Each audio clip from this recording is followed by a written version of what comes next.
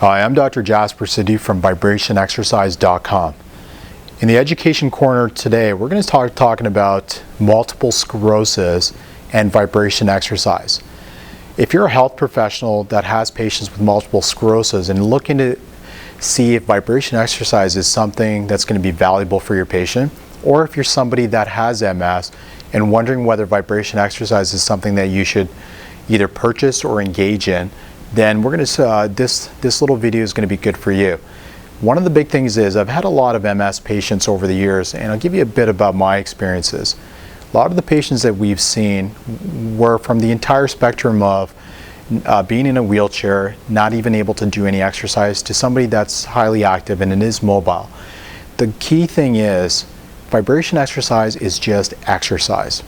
When I talk to anybody that with MS, one of the first questions I always ask is, if you're able to engage in a very high intensity type of exercise program, strength training, cardio programs, is that something that's going to be beneficial to you and your MS? And majority of the time, 100% of the time, the answer is always yes. Because we know that exercise is something that's going to be able to be very beneficial for somebody with MS. Now imagine if you're somebody that has that spasticity and has that lack of mobility and isn't able to engage in an active program at that high intense level. That's where vibration exercise comes in. This is something that can create a muscle contraction involuntarily. So a lot of my patients that come in a wheelchair, we can prop them up into a vibration platform in a very specific position and let the platform increase the muscle contractions for them. Also, we can decrease spasticity, we can increase circulation, we can also give them a great exercise effect which makes them a bit more mobile to do a lot of those other exercises they may not have been able to do before. Research-wise, we've seen a lot of good research come out for MS. There's been some long-term studies, but the key is treat it like an exercise program. It has to be done about 3 times a week. Also, it's something that you have to do long-term. Exercise is not a short-term solution. I had a patient that came in. She was not even able to get out of the car. Her husband had helped her get out of the car. Some of our clinicians were helping her get out of the car.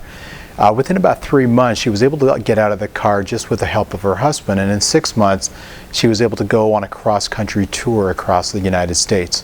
The key thing is she treated it as an exercise program. We provided the right exercise positions that were going to be the most beneficial for her condition and her state.